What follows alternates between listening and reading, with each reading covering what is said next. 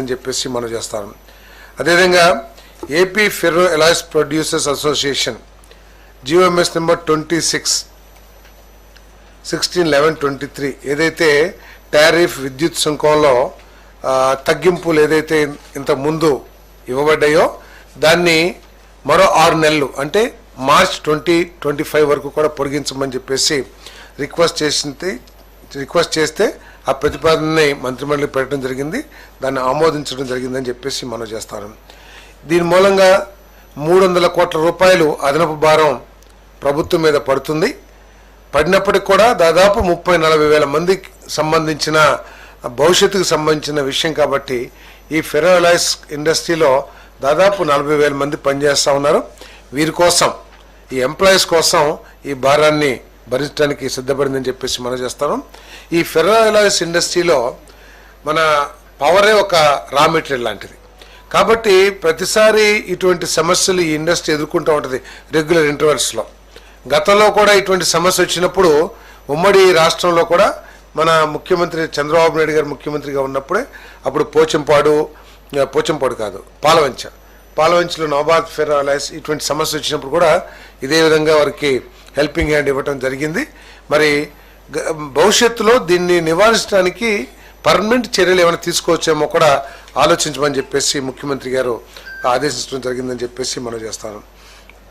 అదేవిధంగా 62 నియోజకవర్గాల్లో 63 అన్నా క్యాంటీన్స్ని ప్రారంభించడానికి ఏదైతే ప్రతిపాదన చేశారో ఆ ప్రతిపాదన కూడా ఆమోదించడం జరిగింది. ఇప్పటికే 203 అన్నా క్యాంటీన్లు రాష్ట్రంలో ఏర్పాటు చేయడమే కాకుండా కేవలం 5 రూపాయలకి పూటకి పేదవాడు శుచికరమైన భోజనం ఆకలి తీర్చే కార్యక్రమం ఒక పుణ్య కార్యక్రమాన్ని ప్రభుత్వం చేస్తూ ఉంది. మిగతా ఎక్కడైతే లేవో ఆ నియోజకవర్గాల్లో కూడా ఈ కార్యక్రమం చేయబోతుందని చెప్పేసి మనం చేస్తా ఉన్నాం. దీనికి ఒక సపరేట్ సొసైటీని ఒకటి ఎస్టాబ్లిష్ చేయాలని దానికి మేనేజ్మెంట్ కమిటీ అదేవిధంగా అడ్వైజరీ కమిటీ అటువంటి అన్నిటినీ కూడా ఏర్పాటు చేసి ఇంకా మెరుగ్గా దీన్ని ఎట్లా ఆపరేట్ చేయాలి. కొంతమంది డొనేషన్ చేస్తానికి కూడా ముందుకు వస్తూ ఉంటారు ఇటువంటి గొప్ప కార్యక్రమంలో.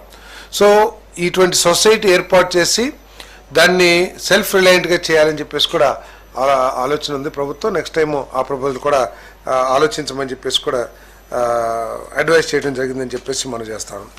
అదేవిధంగా నాగావళి నదిపై సర్దార్ గౌతులచ్చన్న తోటపల్లి బ్యారేజ్ మీద ఎడమవైపు హెడ్ స్లూయిస్ లెఫ్ట్ సైడ్ కూడా 2 సైడ్లు కూడా 1 మెగావాట్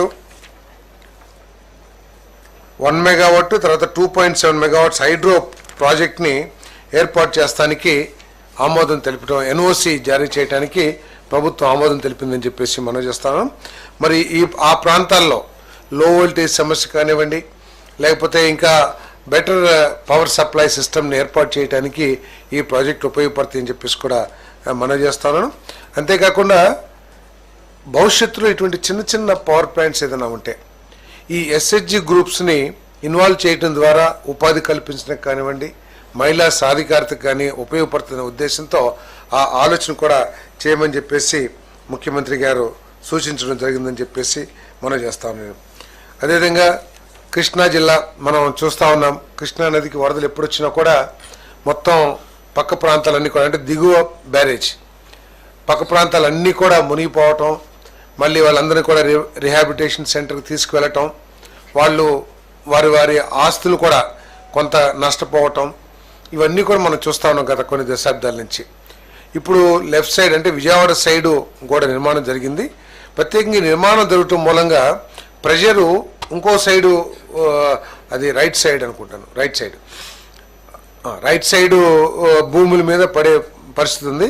అక్కడ సుందరయ్య నగర్ కానివ్వండి మహానాడు కాలనీ కానివ్వండి ఇవన్నీ కూడా ఇంకెక్కువ ముంపుకి గురయ్యే అవకాశం ఉంది. అంతేకాకుండా ఆ భూమి కూడా ఎరోడ్ అయిపోయే అవకాశం ఎక్కువగా ఉంటుంది. ఎందుకంటే ఇటు సైడు ప్రెషర్ ప్రెషర్ పెరుగుతుంది అటు సైడ్ ప్రెషర్ అంతా పడుతుంది కాబట్టి ఆ ఎరోజను వీటన్నిటిని కూడా తగ్గించడం కోసం దాదాపు 294 కోట్ల రూపాయలతో మంజూరీ కోసం చేసిన ప్రతిపాదనలు రాష్ట్ర మంత్రిమండలి ఆమోదం తెలిపిందని చెప్పేసి మనం చేస్తాం. దీని మూలంగా ఏంటంటే ఎప్పుడైనా మొన్న 11.4 లక్షల వరద వచ్చింది. ఇంత ముందు కూడా మీ అందరికి కూడా తెలిసి ఉంటుంది కృష్ణలంకలో ఏ విధంగా నష్టపోయేవాళ్ళు వరద వచ్చినప్పుడు. కానీ ఈసారి చాలా వరకు దాన్ని నివారించగలిగాం. కేవలం ఏంటంటే ఆ వాల్ ఉండటం మూలంగా నివారించగలిగాం. అదేవిధంగా ఇటు సైడ్ కూడా వాల్ కడితే వాళ్ళకి కూడా సేఫ్టీ ఉంటుంది, ప్రాణ నష్టం కానీ ఆస్తి నష్టం కానీ తగ్గిద్దనే ఉద్దేశంతో, ఎరోజన్ తగ్గిద్దనే ఉద్దేశంతో ఈ నిర్ణయం తీసుకోవడం జరిగిందని చెప్పేసి మనం చేస్తాం.